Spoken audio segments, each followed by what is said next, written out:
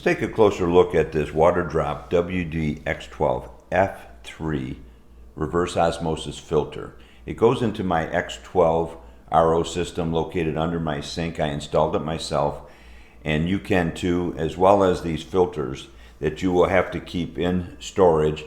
You can possibly wait until the indicators on the equipment shows you, but in case you're traveling or you're out of town, you need to keep some of these in storage.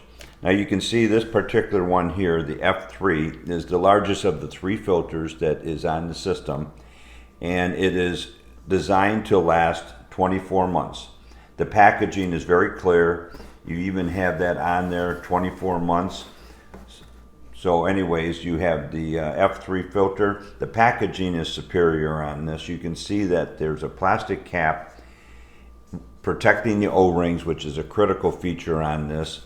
And it is completely covered with a tight shrink wrap plastic to keep water, moisture, just about any debris out of the filter while it's in storage. And you can see that when it comes shipped, it has these foam protectors for each end to keep it centrally located in the box and protected.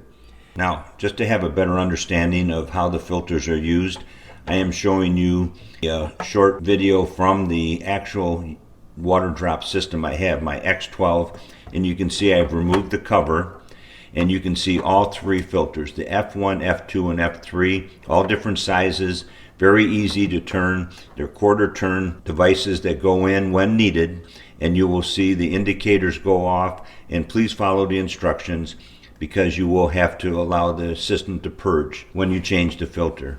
I highly recommend the WD-F3 filters from Waterdrop.